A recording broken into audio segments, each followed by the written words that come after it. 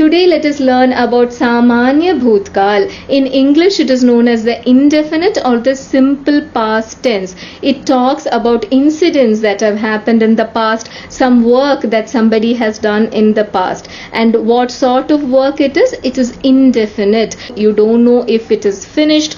All you know is that it is Samanya. It is general. It is indefinite. Let us start with some examples. Now look at these sentences. वह हंसा, सुरेश अंगूर लाया, हम दौड़े, वे एक hotel में ठहरे. Now look at these sentences and tell me what part of them tells you that it is indefinite past. It is not Suresh, it is not grapes. What tells you? Your verb form tells you that it is in indefinite past. It is not laughs, it is he laughed. It is not buy, it is bought. That tells you that it is the indefinite past. So that is what we are going to do first. We are going to see how your verb forms behave in indefinite past. As usual, we will start with English. We will see some examples in English and then we will move on to Hindi. I have written down some verbs here. What you see in the first column is their base form, and what you see here is their indefinite past tense form. So what do we do now? Look how your verb ends. If it looks like this, just add an ed. If a e is already there, then just a d. If your verb ends like this, a consonant followed by a y, then drop the y and put ied. If your verb looks like this, a vowel trapped in between two consonants, then double the last consonant. And these are some verbs which follow these rules. Now these are the good kids here. There are some verbs who are troublemakers. We call them the irregular verbs because they do not follow these rules. Let us take a look at them too. Now here you have some verbs which do not follow the rules. Now we are going to do the same with Hindi. See some good guys who follow all the rules and then some troublemakers. Let us move on to them. Now what are we trying to do here? We have the verbs in their base form, what we call the Kriya Dhatu, and we are trying to change it to the indefinite past form or the Samany Bhoot Kaal form. Now what do you notice is common in all the verbs that we have written down here? They all end with a consonant. R, Ch, S, D, Kh, and they all follow the same rule. For male singular, add an A ki matra. For male plural, add an A ki matra. Now which one of this do I choose? Randomly I will take Has. All I have to do is write Has in each of these columns. Now I have written down Has in all the boxes. How does it work? Kumar, Hasa. Kumar or Prakash, Hase. Vimla, Hasi. Vimla or Kamla, Hasi. But then not all of your verbs are going to end with a consonant. Some are going to end with vowels also. They are going to end like A or E. Then what happens? What are the rules? Let us see that too. And now look at these verbs here. What is common in all of them? They all end with a A ki matra. And this is what happens when they come in the Samany Bhoot Kaal. Randomly I'll pick something. I'll pick A and we will see how it behaves. All I have done is just put the base form of the verb in all of these boxes. Then what is happening here? Prakash aaya, Prakash or Kamal aaye, Vimla aayi, Vimla or Kamla aayi. And now let us go on to some irregular verbs and see how they behave. Now let us study about 6 irregular verbs in Hindi. We start with the first 3. Why are they irregular? Let us first check that. What did we study? If your base form, the verb's base form ends with a consonant here, pad, then how will we change the forms for singular male, plural male? What do? We write it like this. Ram pada, Ram or Prakash pade, Sita padi, and Sita or Kamla padi. That is what it should be. But look at kar. Kar also ends with a consonant. It ends with a ra. But see what happens? Ram ne kya kiya? So, what do you see here? It is not kara. It is not kare. No. It is kiya and kiye, and this is how the other four forms look like. So, this is how it should have been. But then, what is it? It ends up like this. It is not kara. It is not kare. It is kiya and kiye and ki and ki. That is your first irregular verb. Now we come to our second irregular verb, which is ja. What is its opposite? Its opposite is a. A means to come. And what is the rule we studied? If your verb form, the base form, ends with a ki matra, this is how you change Ramesh Aya, Ramesh or Prakash Aaye. We did all of that, right? But then when it comes to go, when it comes to ja, all you have to do is remember to change it to ga. And then everything follows. Prakash, Gaya. Prakash or Vimal, Gaye. Sita, Gayi. Sita or Kamala, Gayi. Everything else is same. All you have to do is remember to change ja to ga. That is your second irregular verb done. Ho means to happen. For example, what happened? Kya hua? This is how we change it in the other four forms. Now we come to the last set of the irregular verbs. You see three verbs here in their base form. What is it? Lay is take, de is give, and pi is drink.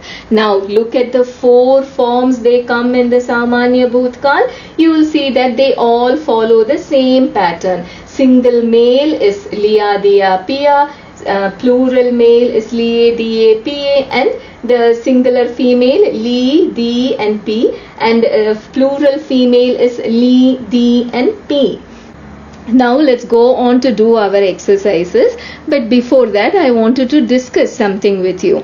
We studied that the word ja exists in these four forms in Samany Bhoot Kaal, but in some textbooks, in some places, instead of gaye, you will see the spelling written like this. Now, both the spellings will give you the same sound. Gaye, gaye, for example, this is plural male, right?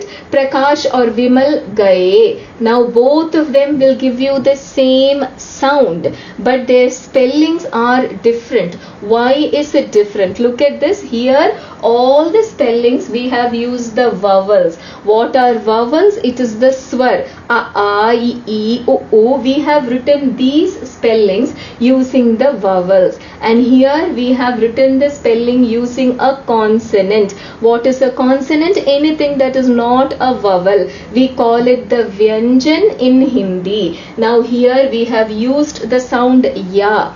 The consonant ya gives the same sound as any of this. So both of them are correct. The spellings are correct. They give the same sound, but they are written differently. One using the vowel and the other using the consonant. So we use these spellings usually when we are dealing with noun forms. For example, usually we end with the vowels when we are talking about nouns, a place, a person, an animal, a thing. But what we have here is what? They are the verb forms. They are the work we do. Now, out of these two set of spellings, you choose whichever one you want. It is fine. But I would prefer that you stick to this spelling until you are thorough with Hindi. If you are a learner, if you are a new learner, then stick to something which is easy. This form is easy to remember, but then it is up to you. You can use whatever you want. It is just like in English. You know, in English, certain words have two spellings. You can write center like this and also like this. Why is this change? Both of them, when you hear, they sound the same, center and center. Then what is the difference? One is the American English. This is what they write in American English in US and the parts which follow their curriculum. This is the British English. We in India usually follow the UK standards. So in India we usually write it like this. This is your correct spelling. But then this is also some form that some people write. It depends on which part of Europe or which part of the world you are. Now look at all the 4 sentences. All of them are in past tense. But what do you see here? One is an affirmative sentence. He went to Mumbai. And what is this? This is a negative sentence. He did not go to Mumbai. And this is an interrogative sentence. We are asking a question. क्या वह मुंबई गया? Now, how do you change it from one form to another in English? How does it work? Here you will use the V2 form, the past tense form, went. But even if it is in past tense, if your sentence is a negative sentence, you will use the V1 form. He laughed, he did not laugh. He went, he did not go. He cried, he did not cry. See, there is a change in the verb form. Even if it is the past tense, you are using the V1, the base form. Similarly, did he go to Mumbai? Again, you are using the base form, not went. The sentence is past tense, but you are using the V1 form. Again, he used to go to Mumbai. Now, how does it work in Hindi? Very easy. All you have to do is in front of, before your verb, add a nahi. Vah Mumbai gaya, vah Mumbai nahi gaya. And how do you ask a question? Just add a kya here.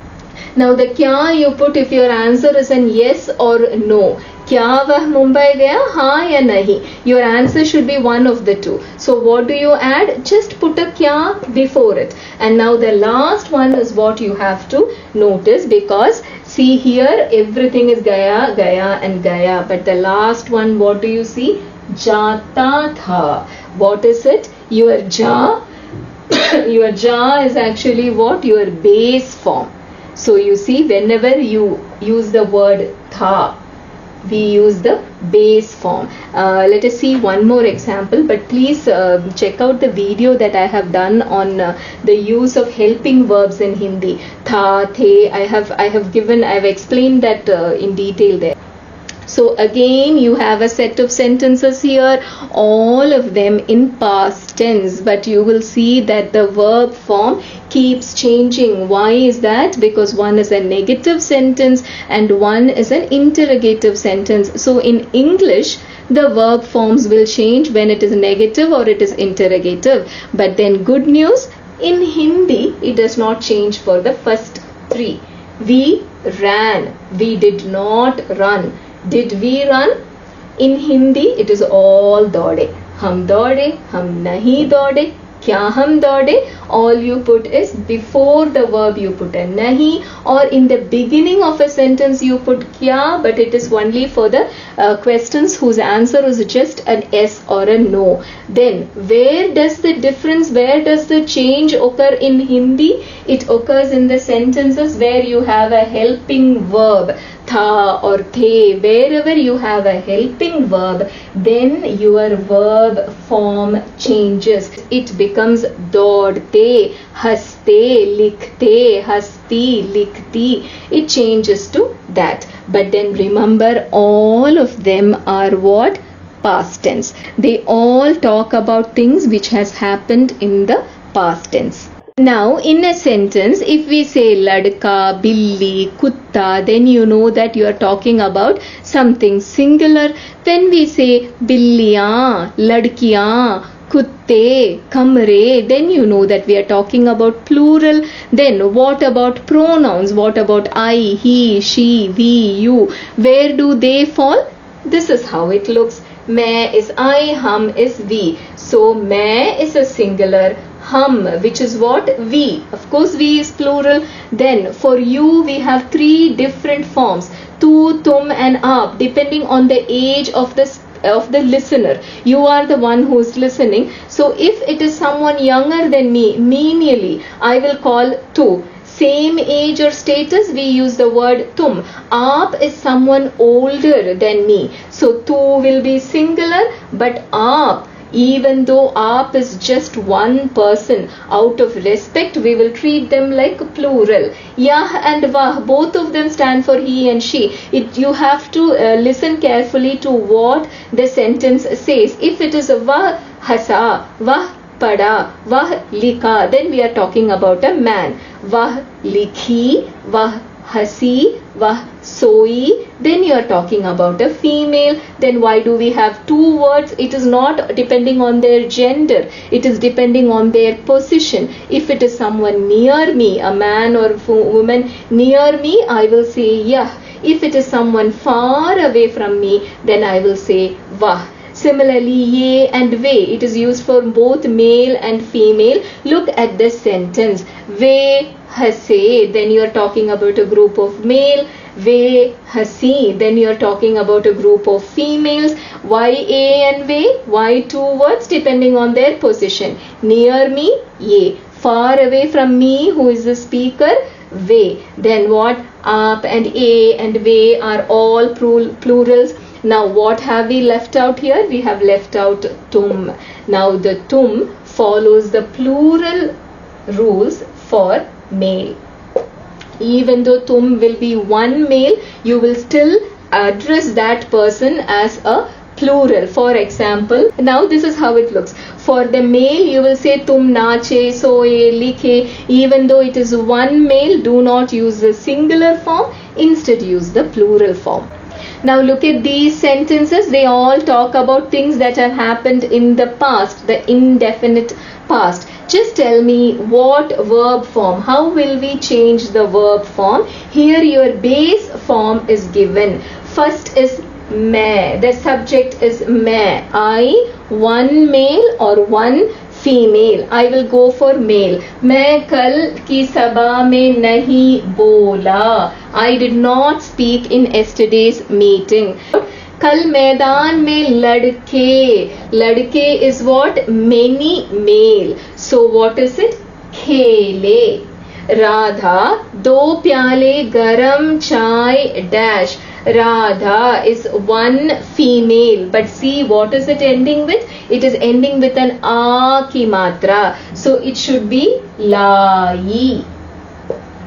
Tum Calcutta kab? When did you go to Calcutta? But it is tum. Tum means what? We will treat it like a plural male. But then it is ja. Remember what we said about ja? Ja is a troublemaker. It is an irregular verb. So you will not change this form. Instead you will write gaye.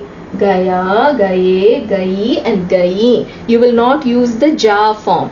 Now you have an aap here. Aap is an elder person, and reading this sentence you don't know if it is a male or a female. I will take it as a male and I will write Tehre. Where were you staying? In Mumbai. So next what do you have here? Lalita. Lalita is one female and it is Naha. It ends with a, so you have to add a e to it. Did Lalita ever bathe in Kaveri? Kya Lalita kabhi Kaveri mein nahai? Hum, which means we. And looking at this sentence, you have no idea whether it is a male or a female. So you go for male. And soye. Why is it soye? Because its base form ends with a vowel o. So what will you get? Soya, soye, soi. Mataji. Mataji is just one female, but it is somebody older than me. So I will address her with respect.